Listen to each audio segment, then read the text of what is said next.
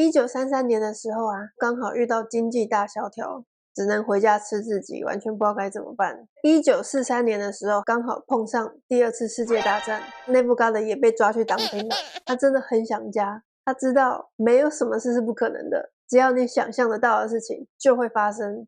Hello， 我是 BB， 今天我想分享2个很精彩的显化故事哦。这是发生在上个世纪很有名的心灵导师 Neville Goddard 的身上的故事。他教非常多人如何显化梦想，他自己的故事也是经典中的经典。听完之后呢，你会对 Neville Goddard 有更进一步的认识，而且你会发现想象力真的可以创造实相哦。那我受他影响非常的大，所以我就把他的故事也画成漫画了。那我今天就用我画的图来讲他的故事吧。Neville Goddard 是在1905年出生，他出生在加勒比海的一个小岛上面，叫做 Barbados。加勒比海是在美国的东方的一些群岛，其中一个岛叫做 Barbados。Neville Goddard 小时候才随着爸妈一起移民到了美国。他长大之后呢，他就在纽约生活。他是一名舞者，在百老汇表演跳舞。他会随着一些剧团演出，就像有一些歌舞剧后面不是都会有一些跳舞的 dancer 嘛，他就是那种其中一个。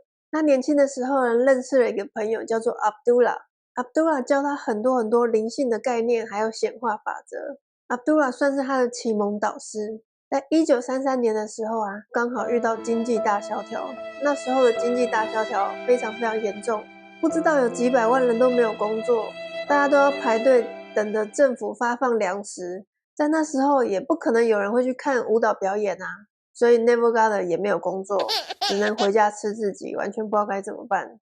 可是那一年他真的很想要回家过圣诞节，你知道吗？圣诞节就是外国人的过年嘛，大家都会很想跟家人团聚，所以他那一年非常想回他的老家 Barbados。可是从纽约到 Barbados 是要坐船的，而那时候的船票就跟现在的机票一样贵，他完全没有钱可以买啊，所以他就真的很烦恼，不知道该怎么办。他就问他的朋友 Abdullah 说，我到底该怎么办啊？我好想回家哦，可是我又没有钱。Abdullah 就跟他说，你已经在 Barbados 了。啊？什么意思？我已经在 Barbados 了，什么意思？ Abdullah 就说，你要想说你已经在 Barbados 了，你每天晚上在家里睡觉的时候，要想象自己就是睡在 Barbados 的老家里面，而不是你现在住的地方。尽可能的用你的感官去感觉，去想象你真的已经在 Barbados 了，这样你就可以显化在 Barbados 的这一件事情。Neville Goddard 就照着做，他就每天晚上睡觉的时候，用力的想象自己就在 Barbados 的老家，最好是能够看到老家的场景，看到自己老家的床，感受一下那个老家温馨的感觉，感受一下那个 Barbados 的天气状况，就是要完全泡在那个想象里面。他每天晚上睡觉都这样做，连续做了好几个礼拜。可是几个礼拜过去，他还是一样没钱买船票啊，还是没有工作啊。他就跑回去问 Abdullah 说，我还是没钱买船票啊，那我该怎么办呢？ Abdullah 就说，你已经在 Barbados 了，然后就不跟他讲话了。意思就是说，你必须要完全想象自己在 Barbados， 所以你就不会去烦恼这件事情，不会去抱怨这件事情，也不会问这件事情怎么还没发生。那 Neville Goddard 就想说，好吧，那就继续每天晚上这样想象吧，继续想象自己已经睡在 Barbados 的老家了。很快的，他就收到一封信，是他老家的家人寄来的。他家人写说， Neville 啊，我们很想你，我们希望你今年跟我们一起过圣诞节，所以我们已经帮你买好船票了，请你回家跟我们一起过圣诞节吧。Neville Goddard 实在是太惊讶了，因为他也没有跟老家的人讲啊，但是他老家的人主动寄信给他，还帮他买好船票，约他一起回家过圣诞节。就 Neville Goddard 就很开心，就跟 Abdullah 讲这件事情。Abdullah 真的成功嘞，我已经有船票可以回家了，好棒哦，而且我可以坐经济舱回家耶，好棒哦。Abdullah 就说，什么经济舱啊，你是坐头等舱啊。就是因为船它其实跟飞机有点像，它是有分不同的舱等价位这样子，有经济舱啊、商务舱、头等舱这样子。他原本的船票是经济舱的，但是 Abdullah 说，你是坐头等舱啦。Neville Goddard 就想说，哦，好吧，你说我坐头等舱，那我就是坐头等舱。然后到了要登船的那一天， Neville Goddard 就带着行李开心的登船去。他把他经济舱的票拿给船员，然后船员就说：先生，我们已经帮你升级到了头等舱了哦。